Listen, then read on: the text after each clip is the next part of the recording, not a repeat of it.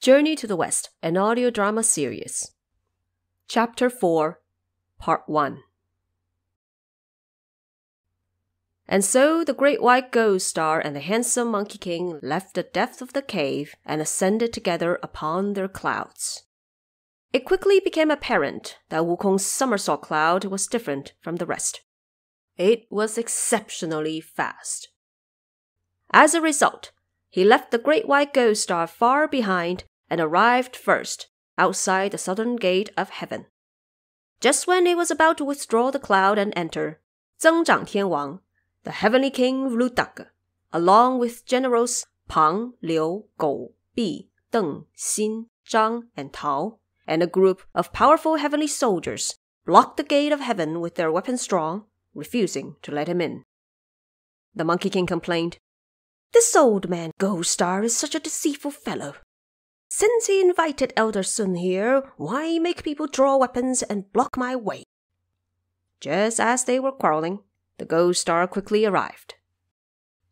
Wukong lashed out to his face, yelling, "You old geezer, why trick me? You invited me here by the Jade Emperor's edict of pacification. Why do you make these people block the gate of heaven and not let me in?" The Ghost Star smiled and said, "Calm your wrath, great king. You have never been to heaven before. Your name is not known, and the heavenly soldiers have never met you. How could they let you in so easily? Once you have met heaven's most honorable, received an appointment of the immortal class, and have your official titles registered, you will be free to go in and out. Who would block you again?" Wukong said, "If you say so, then fine. But I won't be going in." The Ghost Star grabbed him and urged, "Do enter with me."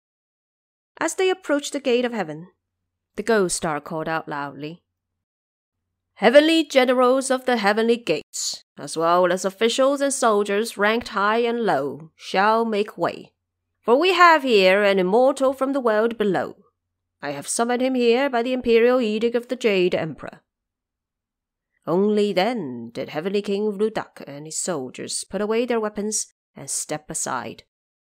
The Monkey King finally believed the Ghost Star's words and slowly walked in with him. And what did he see on this first visit to heaven?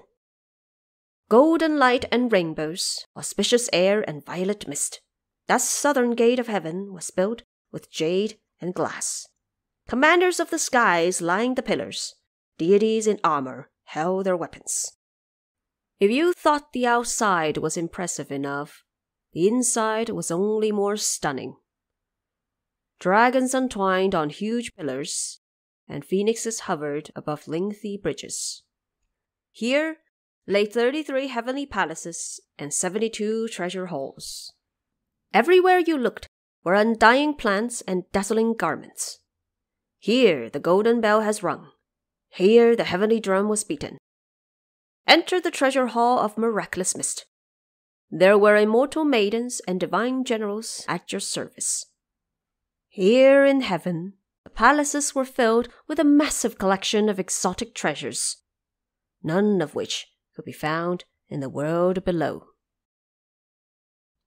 The Monkey King was fated to arrive in the realm above, and not a drop of worldly filth would fall on him. The great white Ghost Star led the handsome Monkey King to the outside of the Hall of Miraculous Mist. They did not wait to be officially summoned before going all the way in to the front of the throne. While the Ghost Star prostrated to the Jade Emperor, Wukong stood straight aside and did not bother with the etiquette. All he did was turn his ears to hear what the Ghost Star reported. "In obedience to your imperial edict, your subject has brought the fiendish immortal here," the Jade Emperor asked from behind the curtains. "Which one is the fiendish immortal?"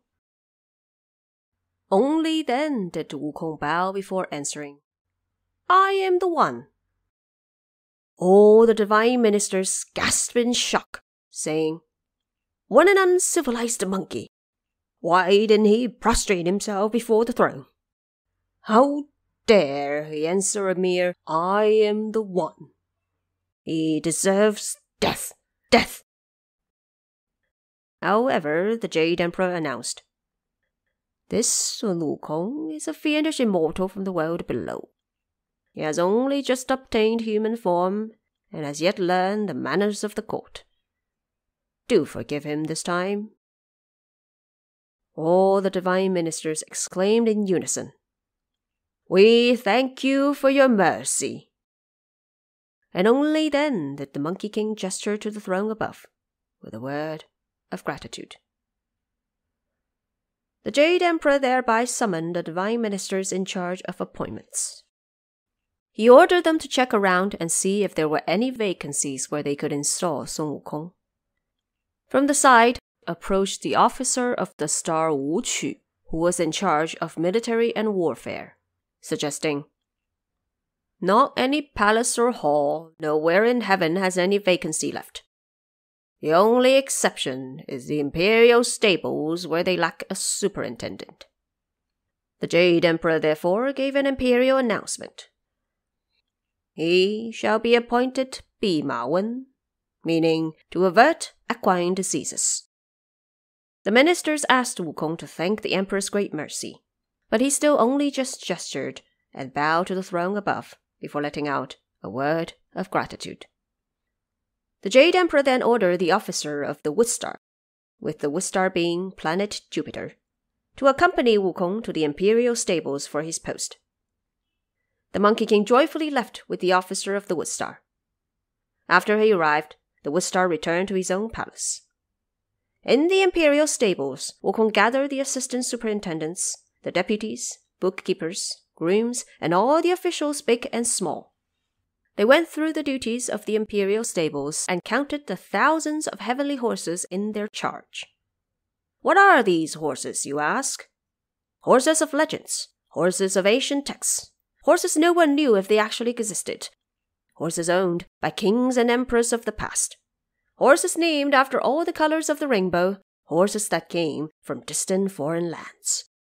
Such fine horses that their neighing could turn into wind as they chased lightning in high spirits. Stomping on mist and climbing up clouds, their strength would always persist. The Monkey King checked the books and counted the horses. He assigned the bookkeepers to take care of fodder, the grooms to daily maintenance duties, and assistants and deputies to oversight. And Bima Wen himself, on the other hand, never slept so he could keep the horses in good shape. Keeping himself busy during the day was one thing, but he was extra diligent during the nights as well. If the horses dozed off, he would wake them up to feed. If the horses ran away, he would capture them and place them back in the stalls. Whenever those heavenly horses saw him, they would fold their ears and keep their hoofs together as a sign of respect. All of them were kept round and plump. Soon, more than half a month went by. One day during leisure, the officials arranged a banquet to both welcome Wukong's arrival and congratulate him for being appointed. As they were enjoying their drinks, the Monkey King suddenly put down his cup and asked, What sort of title is Bima Wen? The crowd answered, Bima Wen is the title. He went on to ask, What ranking is it? The crowd answered, It carries no ranking. The Monkey King said, I assume it has no ranking because it is so high on the list. The crowd said, No, not high at all. We can only say it is unclassified. The Monkey King asked, What do you mean by unclassified? The crowd answered, It is bottom grade. Officers like this are the lowest and smallest of all, only here to watch over the horses for them. If anyone would be so diligent as your honor has been since you arrived, and the horses were well fed, you could at best receive a simple good as reward. Should the horses get a bit thinner, you will be held accountable. If there are further losses, you might even get fined and prosecuted. The Monkey King heard this, and a rage started burning in his heart. He gritted his teeth and shouted angrily, How dare they treat Elder Sun with such contempt? Back on the mountain of flower and fruit, I call myself king and patriarch. How could they trick me here to keep horses for them? Horse skipping is a job for the young and lowly. How could it be a job for me? I'm not doing this. I'm quitting. I'm leaving now." He pushed over his desk with a crash before pulling out the treasure from his ear. With a bounce, it turned as thick as a rice bowl. He showed off his skills and fought his way out of the imperial stables, straight through the southern gate of heaven. All the heavenly soldiers knew he received a divine appointment and was now Bima Wen. Therefore, they dared not stop him. They could only watch him fight his way out of the gate. Soon, Wukong landed his cloud and found himself back on the mountain of flower and fruit. The 4 valiant generals and all the monster kings of the caves were in the midst of military exercises when the Monkey King shouted at the top of his voice, "Young ones, Elder Sun is back!" All the monkeys rushed forward to kowtow and welcome him into the depth of the hidden paradise.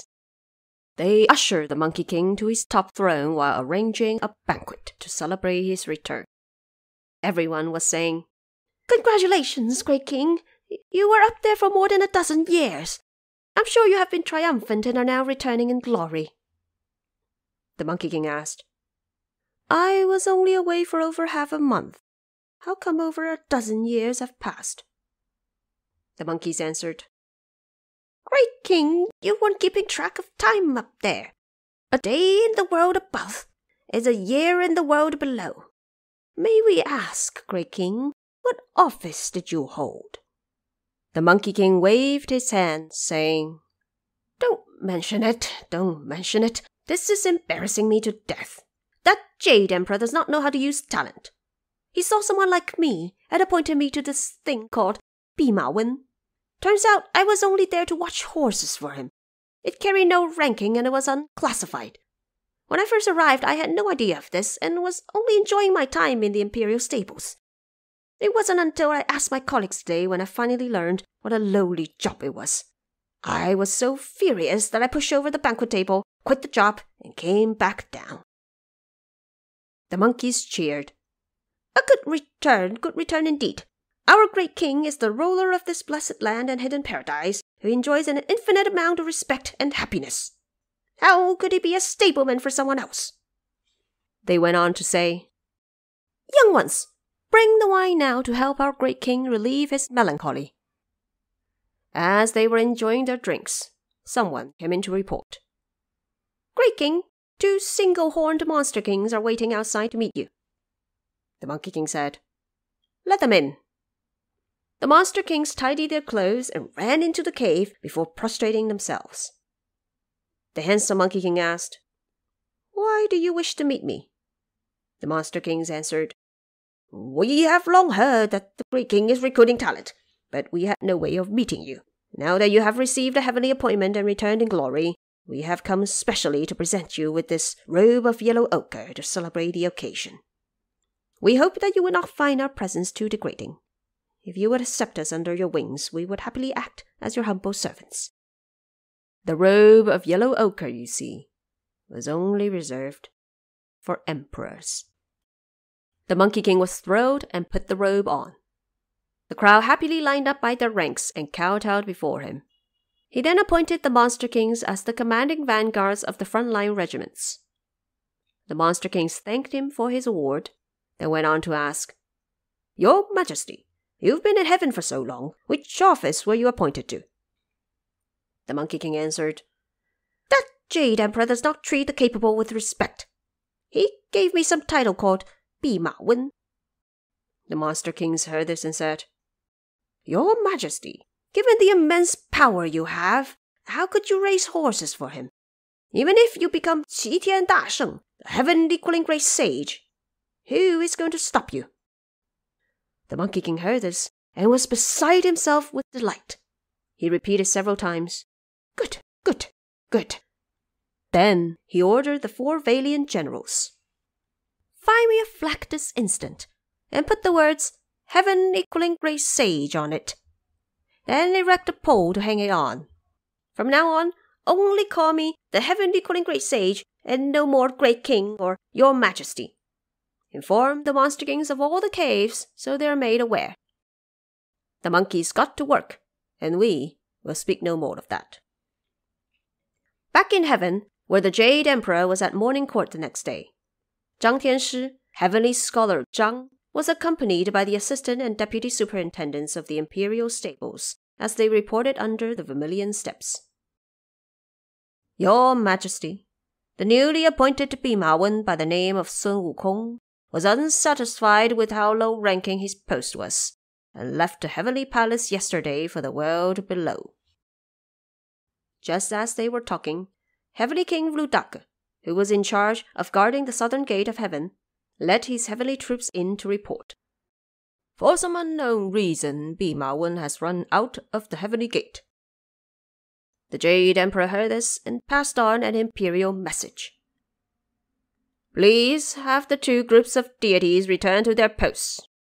We will deploy heavenly soldiers to arrest this monster. Out from the ranks came Tuota Li Tian Wang, or Heavenly King Li the Pagoda Bearer, and his son, Nezha San Taizi, Nezha the third prince. They walked forward and requested, Your Majesty, your humble servants would like to receive an imperial command for us to subdue this monster.